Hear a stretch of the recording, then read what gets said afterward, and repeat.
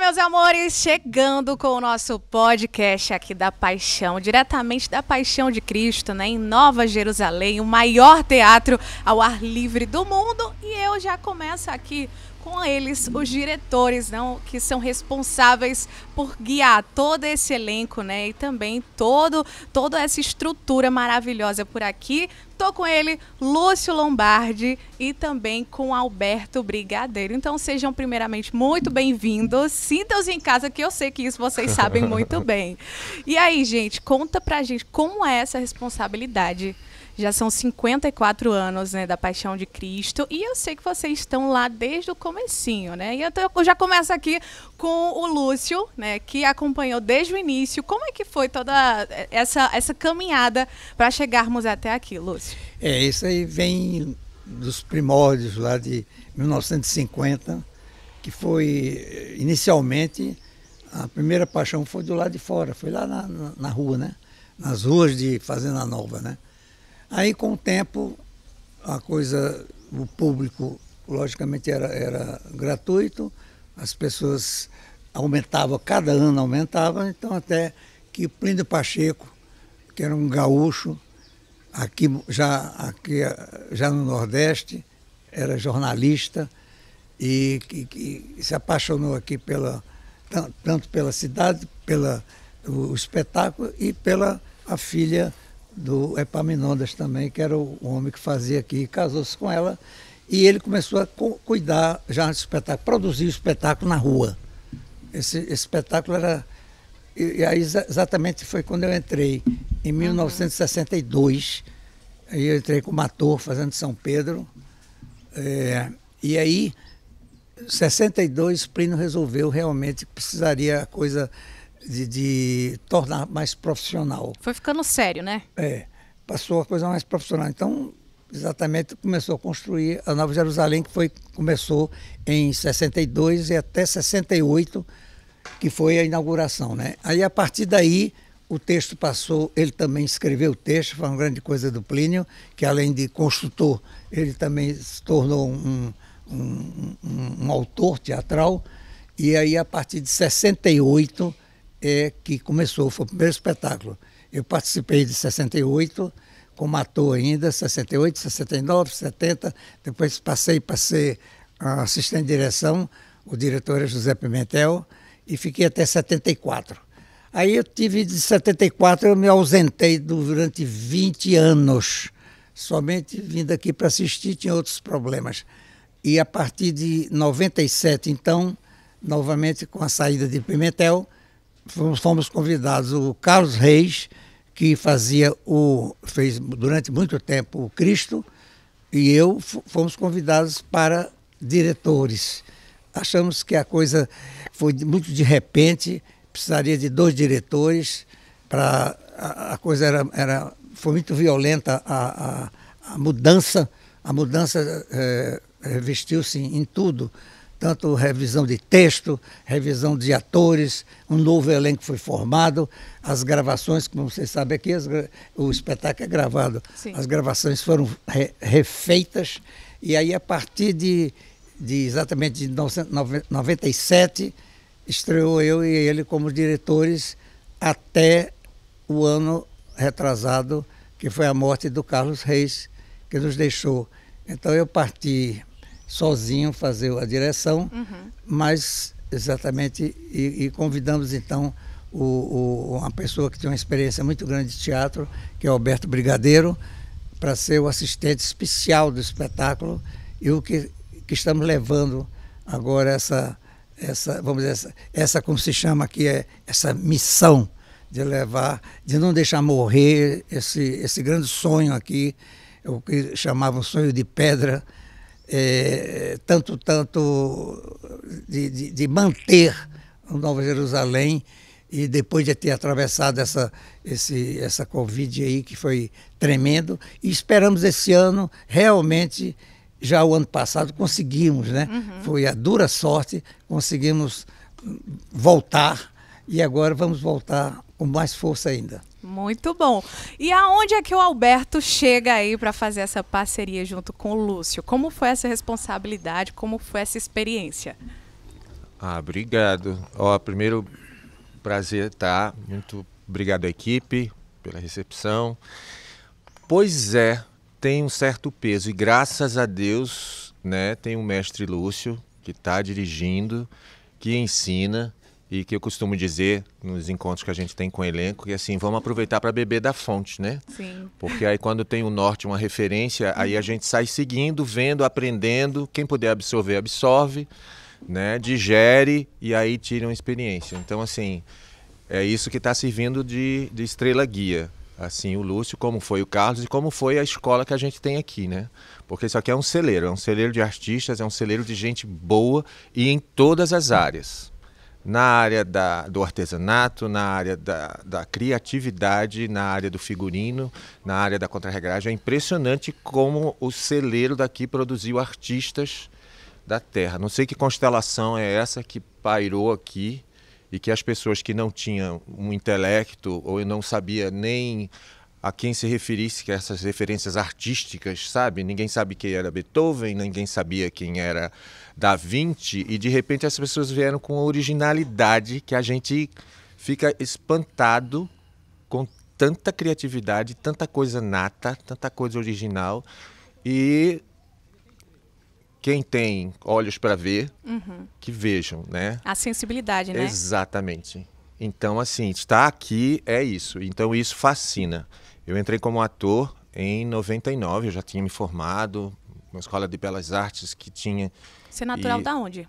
Eu sou pernambucano, Pernambucano. sou do interior, nascido e criado em Escada, né, aqui próximo a Pernambuco. Aos 18 saí, mudei para o Recife, passei um tempo, me formei em Recife, uns cursos que a Universidade Federal oferecia, passei pela Fundação Joaquim Nabuco no curso básico, depois a Federal, que o Lúcio foi professor, graças a Deus, tanto da instituição Universidade Federal como de uma escola que tinha um curso de extensão. Mas esse contato já começou na universidade ou foi depois?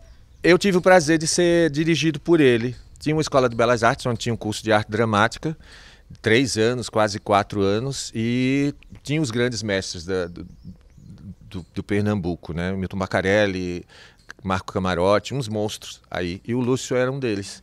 E aí eu tive o prazer de ser dirigido por ele e não esperava Paixão, porque a Paixão de Cristo era algo tão grande, como ainda é, que eu dizia, e aí? Mas não vai. Enfim, porque era uma coisa um pouco hermética. Muito distante era uma ainda, coisa né? um pouco hermética, inclusive, porque eu tinha um elenco muito... E essa oportunidade para uma nova geração, que é essa geração que está agora, foi com a entrada de Carlos Reis e Lúcio Lombardi, que eles vieram com a visão completamente aberta, ampla e transformaram isso aqui. Então existe, claro, 54 anos de Paixão, mas tem um AD, tem um A, né? Antes Lúcio e Depois Carlos e depois Lúcio e Carlos. Tudo ficou muito maior, não desmerecendo o que era antes, porque era muito bacana. Mas houve uma abertura e nessa abertura eu consegui vir. E hoje, um tempo atrás, desde o ano passado, devido ao afastamento ou desencarne de Carlos Reis, o pessoal me chamou para ser um assistente especial de direção, junto com mais 2 que a gente tem nessa coisa precisa. Então a gente ainda tem o Gilberto Trindade, que faz uma assistência também, e o Ednilson Leite, que também nos assiste, que é fundamental, né? Sim. É muita gente, e lidar com ator, lidar com artista, É complicado? lidar com gente, é difícil? pouquinho delicado. Então a gente... Sejamos delicados. Porque a gente lida com vaidade, né? A gente lida com exposição, a gente lida com egos. Então tem que ser mais sensível. E isso está em todas as profissões, a gente sabe disso. Isso é humano, né? Mas quando parte para a parte artística, isso fica mais evidente, né? Porque a gente trabalha com isso aqui. Então tem que ter um equilíbrio. E uma coisa que eu venho falando muito, o que é o artístico... Respeitar o que é artista, o que é natural, não confundir isso com o que hoje a atualidade está pedindo, né? Porque tem muitos artistas que são artistas de produção, de querer, e as coisas hoje estão mais... Então manter esse equilíbrio eu acho importante. Muito bom. Lúcio, lá em 68, né, você falou que atuou, né, lá no início da Paixão de Cristo. Então você já percorreu, né, o caminho, a visão do ator, agora também a visão do diretor. Então como é esse mundo paralelo, né, entre atuar e dirigir? Eu comecei em 68, mas eu já dirigia espetáculos fora, né? Então Nessa época, nós estamos fazendo aqui um filme que marcou uma época muito grande, que foi A Compadecida, baseado em Ariano Suassuna, que foi feita exatamente em 68, lá em Brejo da Madre de Deus, né? Foi toda filmada praticamente lá. Então foi aí que eu também conheci Plênio Pacheco, foi o conhecimento que eu tive com Plênio Pacheco. Então isso aí eu comecei mais como assistente de direção do Pimentel, entendeu? Fui, vamos dizer, conhecendo aqui melhor as coisas. Geralmente eu fazia um papel pequeno, porque exatamente a gente que, o diretor, o assistente tem que fazer papéis pequenos, exatamente, que eles têm que ficar assistindo mais do que atuando, né? Uhum. Ele é uma espécie de público meio exigente, né? Tem que ser exigente, né? Então isso aí a gente passou. Agora, a gente sempre volta a ser, há uns 7 anos atrás, teve um falecimento de um ator, aí eu tive que entrar, fiz um papel e fiquei fazendo durante quase 7 anos, né? Um papel pequeno também. Qual o papel? Era o do príncipe. E ele atuava somente lá no templo. Mas isso aí foi eu prefiro ficar sempre por trás. Por trás, né? Por trás, eu não sei, eu acho que eu sou meio tímido, assim, era melhor ficar... Mas é bom ator. Bom ator, é bom né? ator. É daqueles que quando entra a gente confia porque vai sair coisa boa. Obrigado. Mas, gente, 400 ou mais 400 figurantes. Como é lidar com tanta gente, né? Ali tem o público que está esperando, então não pode haver erros. 400 pessoas é muita gente. Como é que é? É bastante. Paciência, empatia, que está sendo muito usada, mas a gente só sabe na hora de estar junto. E principalmente, porque assim, você vai pro original, você vai, geralmente alguns mais antigos que fazem isso aqui junto e que construíram isso junto, né?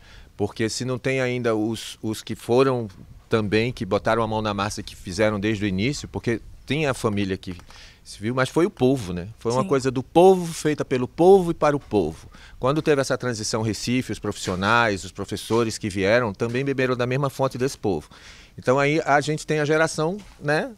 Que começou e construiu aqui, isso, né? Hoje a gente tem os bisnetos, os netos que estão fazendo. Alguns já criam uma certa referência, mas a grande maioria não tem a noção de público, palco, essas coisas. Então é muita conversa, primeiro para que eles entendam que eles estão participando, para que eles acreditem e tenham confiança na importância que eles têm na cena e que eles são tão importantes quanto o protagonista. Porque esse espetáculo não tem protagonismo. Não dá para dizer como. Ninguém faz nada aqui sem estar com o elo da corrente fixo. Não tem. A gente precisa estar unido para que todo mundo saiba que tem a mesma importância. O figurante que vai entrar para trazer a água tem a mesma importância na cena do ator que está fazendo o principal da cena. Então, assim, tudo. E aí, quem está por trás também da cena, com a equipe técnica, figurino, iluminação, som, essas coisas. Maquiagem, caracterização, enfim, tudo. E a figuração em si, primeiro é fazer com que eles se sintam inseridos, incluídos e importantes em cena. Não é porque ele está ali no cantinho que ele não tem importância. E para mim, é a parte mais bonita do espetáculo, é quando este povo entra. Porque quem ainda não conseguiu ser abduzido pela cena, pelo grande cenário, pelo grande figurino, pelo som divino, pela história, ainda ficou um pouco resistente. Quando entra este povo, a credibilidade... Acaba que tem uma identificação, né? Total. Aí fica crível, aí fica bonito, porque aí é a nossa referência de público. O que ele está pregando para aquele público é o que ele está pregando na realidade, né? Para aquele povo é o nosso público, então a referência vem por aí. Então, e o período que vocês trabalham com essas pessoas, né, que muitas vezes são pessoas daqui mesmo, que não têm tanta experiência no teatro, quanto tempo leva para tudo isso acontecer? Olha, poderia ser um pouco mais, mas devido ao tempo, né, de tudo junto, houve um processo que a gente ensaiava antes de Recife. Né? A gente ensaiava meio que na mímica, existia um espaço onde a gente fazia, então tudo era meio mímico. Uhum. Aqui tem uma mesa, aqui eu vou fazer, sabe? E graças aos diretores, junto com a produção, teve a ideia de, olha, em vez de a gente ensaiar um mês na mímica em Recife, porque a gente não pega 20 dias, 15 dias e vai para o teatro e trabalha já lá com o físico. Sim. E foi maravilhoso, porque aí já abriu portas para que esse povo venha, aprenda, sinta, e aí a gente repete tudo. E o bom é que eles assimilam. Ótimo, né? É muito bom. Muito bom. A questão do horário interessante, que a gente perdia muito, né? A gente ensaiava um mês inteiro, mas ensaiava 5 dias por semana, mas lá era o tempo, 2 poucas horas, as pessoas chegavam atrasadas, essas coisas do dia. Então, quando a gente passou para aqui, a gente fez um cálculo de trabalhar 8 horas por dia. Eu falo por dia é à noite, né? Sim. Mas 8 horas a gente trabalha aqui como qualquer pessoa que trabalha. A gente para o jantar e vai até 2 horas da manhã. Então, mais ou menos é o tempo que a gente fazia lá, sabe? A gente passava um mês e aqui não tinha atraso, ninguém deixava de fazer, que está todo mundo aqui. Entendeu? Ganhamos muito mesmo, entendeu? O espaço era o real, né? O espaço, os objetos, a luz começou a funcionar, tudo isso ganhou muito mesmo a gente vindo para cá. Onerou um pouquinho a produção, que sempre reclama. A produção sempre reclama. Não gasta muito dinheiro, né? É Mas verdade. foi muito bom, viu? A produção sempre reclama, né, produção? Mas olha, o papo tá muito bom e agora chegou aquele momento, né, da gente falar da Casa Seu Luiz. Inclusive, eu tenho mimos para dar aqui aos meus convidados, né? Eu já vou pedir para a produção aqui entregar mimos da Casa de Seu Luiz, viu? A Casa de Seu Luiz é um novo empreendimento, né, que tá chegando em Caruaru e inspirado na figura do empresário, o senhor Luiz Lacerda, que inclusive foi ele que começou a Rádio Liberdade em Caruaru, né? E pode tirar. E aí vem com uma ideia, né? Uma nova experiência gastronômica na cidade, com um ambiente bem aconchegante e descolado, viu? Desenvolvido pelo arquiteto Carlos Plácido, o espaço está localizado lá na Avenida Oswaldo Cruz, número 83, né? E será voltado a uma culinária luso-brasileira, né? Especialmente a inserção de produtos da família Lacerda, importada da Noruega, né? Há mais de 50 anos, o famoso bacalhau, que é super conhecido. O cardápio tem a assinatura do chefe Heron Ferreira, tá? Então, para mais novidades, segue aí o Instagram, @casadeseuLuiz_.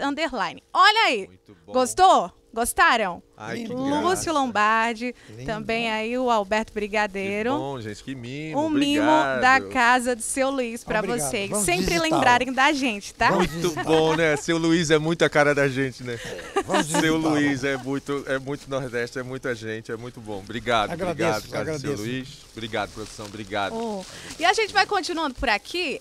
Agora eu quero saber, porque é um teatro ao ar livre, tudo tem que acontecer naquele momento, naquela hora exata, não pode haver erros, né? E como é que fica aí a questão dos efeitos especiais? Porque eu sei que também tem a questão da dublagem, tem a questão dos efeitos especiais. Como é que tudo isso acontece nos bastidores? A dublagem foi uma grande invenção. Foi realmente uma coisa que aconteceu em 72, 73, assim, que foi a solução que a gente se encontrou aqui. Muito se pensou em outras coisas, inclusive nos microfones, que era engraçadíssimo, né? Por Como exemplo, era antes? Antes da dublagem acontecer? antes da dublagem, aí botaram o microfone em cena, porque o público inicial aqui de 68 eram 500 pessoas, 300 pessoas, e a gente ensaiava tudo gritando, sabe? Ficava... Sem voz, né? Ainda bem que eram 2 dias, porque no segundo ninguém tinha mais voz. Mas era tudo berrado mesmo, uma coisa assim. Quando se passou para o microfone, mas nem tudo podia falar para o microfone. O microfone precisava estar escondido, né? Naquele tempo não dava para a pessoa falar: ô Pilatos, chega aqui, pega aqui o microfone e venha falar aqui. Então era uma moita aqui, tinha um microfone escondido, ali tinha outro, aí a pessoa dizia um texto aqui, ia para lá, dizia outro texto para cá, e às vezes acontecia aquela coisa do cara falando assim, falava... Era um espetáculo à parte, né? Era Aí- 2 espetáculos. Aí começou esse problema sério. Até que muita gente aí foi pai da... Eu não vou dizer quem foi pai da a ideia, não, porque tem um bocado de gente, boas ideias.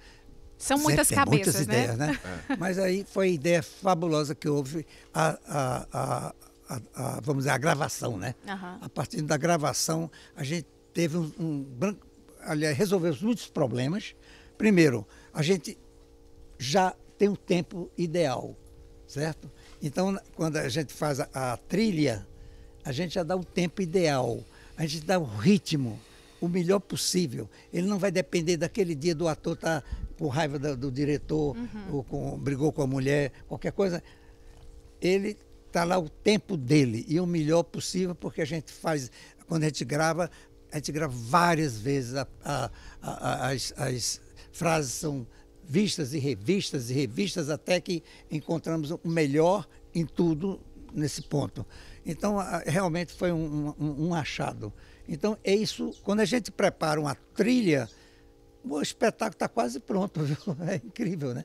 Mas está tudo ali, todas as falas. Tudo aí, no seu tempo, né? Aí, à medida que é um ator de fora, um ator convidado, é apenas você tira o ator que fez o ano passado e coloca aqui.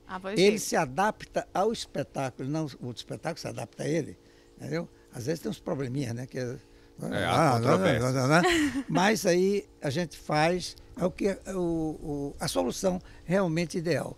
Quanto a você veja que não tem, aqui não é um espetáculo assim tecnológico, entendeu? Não é. É até bom que seja isso. É bem humano, entendeu?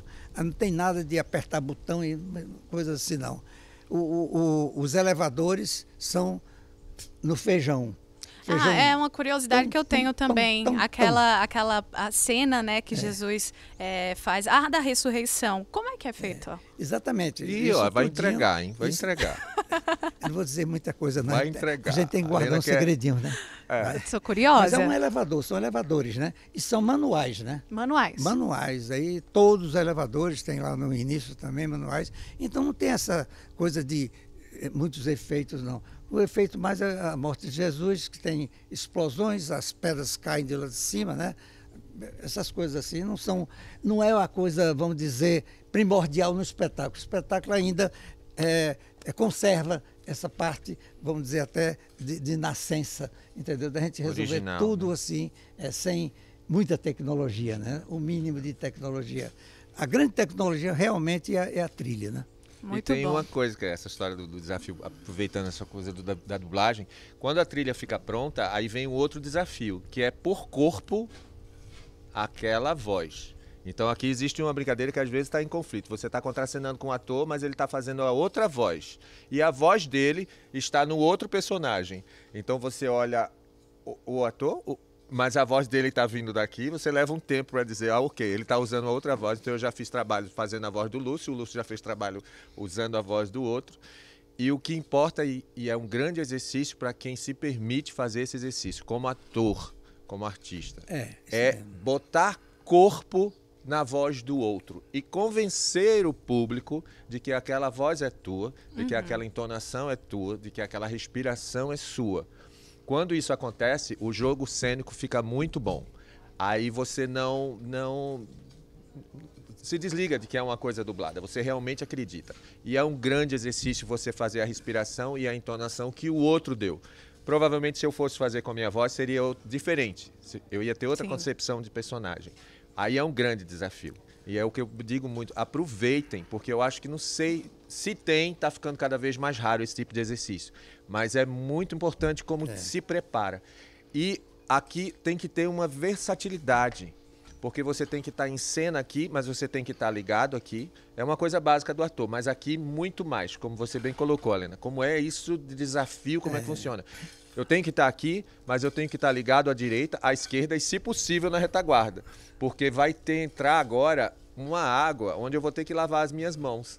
Se eu não chegar aqui neste momento, né? A trilha vai sair a água. É verdade. Então, é importante a deixa do colega que vai entrar porque se ele não vier, a água vai cair. Não tem como interromper a trilha, porque no teatro você improvisa, sabe? Isso. Digo alguma coisa, nossa, faltou água na torneira, ou só um minuto, eu estou levando a água. Aqui não tem como, tá? Se a batida do martelo não sair na hora que ele faz o movimento, se o açoite não sai na hora. Então, é muita atenção. Você vai trilha é implacável. Implacável. Como você disse, não pode haver erro, realmente. Não pode. Não pode haver. E é um efeito dominó, né, Lúcio? Você errou aqui, pule logo para o próximo. E já imaginou a voz do ator sair e o ator não entrar em cena? Pois é. Entendeu? uma questão, né? Outra coisa, espiritual. uma coisa interessante que a gente faz aqui é se o ator adoecer. Por exemplo, houve Antonelli, Giovanni Antonelli, esteve aqui fazendo Madalena e ela perdeu totalmente a voz, mas estava gravado. Então, sem problema. Ela só fez bater Só a boca. atuar. Às vezes tem isso também, essa coisa boa. Algum problema que aconteça, nós temos sempre uma pessoa para substituir, que a gente chama de stand-in. Por exemplo, ele é o stand-in de Pilatos. Se Pilatos, sabe, por infelicidade, Tiver algum sei lá, problema. tiver algum problema, tiver que uma viagem, sair como daqui, uma aconteceu viagem, uma já. coisa como aconteceu, ele vai fazer o Pilatos, ele está prontinho lá. E tem outro que faz o Herodes, tem outro que faz o Jesus, está Isso. prontinho lá. A gente ensaia com ele antes do ator chegar Ou seja, aqui, é um trabalho duplo. a gente ensaia com ele já. Afirme isso, reafirme em nome Aí de um todos os trabalho Judas duplo. stand-ins. também tem, né? O Judas tem o seu dublê, né? Então a gente trabalha assim. Eu estou realmente impressionada. É Muito porque se a gente impressionada. fizesse isso, não é uma coisa assim que você... olha, pessoal, num teatro qualquer, né? Um teatro em Recife, vamos dizer, o ator adoeceu. Olha, hoje não tem espetáculo não, sabe? Aí você vai aqui, tem 6.000 pessoas que vieram do Ceará. Olha, pessoal, volta para o Ceará que hoje não tem espetáculo. Não. O espetáculo ele tem que continuar. E a importância tem. do estar aberto, né, Lúcio? A versatilidade. Porque você está naquela cena, você está com a cena, um personagem um pouco mais discreto, que é o que eu gosto de chamar de personagem de composição. Tá? Aqui nós estamos compondo uma cena. Se formos fazer um quadro, estamos compondo uma cena. Mas o colega que está fazendo o boom, o colega que está fazendo o som, caso aconteça alguma coisa, ele tem que estar pronto para substituir o protagonista. Entendi. Ele já vai, passa na caracterização, faz a magia e ele vai fazer bem. Então tem que ter essa troca e é algo muito artístico, muito bom. E quanto aos efeitos especiais que você falou, a gente tem os magos da contra-regragem, né? Que é o pessoal da terra que vem, faz e coloca, e o elevador ainda é manual e tal, e ele desenvolve a sensibilidade do tempo, da chegada, da saída, da entrada, né? E assim, graças Então, a essas pessoas que a gente se consegue são ficar. 400 pessoas que estão ali, né, fazendo toda a questão no teatro mesmo, por trás, né, aqueles que não aparecem. Quantas pessoas são, em média? Vocês têm? Eu acho que umas 20 a 30, talvez mais, né? Diretamente ligado. Eu estou falando aqui Chega a o 90. movimento da cidade, não. Chega a entendeu? 90. Mas eu estou dizendo, o espetáculo sim, porque aí tem os contra-regras, como ele falou aí, são muitos contra-regras. Contra-regra é aquele cara que tem que entregar o cálice, senão o cara vai... Cadê o cálice? Não está aqui não, meu Deus do céu. O cálice tem que estar aqui, tudo tem que estar no lugarzinho exato, né? O pãozinho do Cristo que ele divide em tantas partes. Tudo isso é o contra-regra que faz, é uma atividade assim essencial também. E a luz. Aí o grande problema que a gente teve quando entrou aqui foi a iluminação, porque a iluminação é uma coisa assim, é a base. Se ele apagar a luz, não tem teatro, ninguém vê nada. Ele é essencial.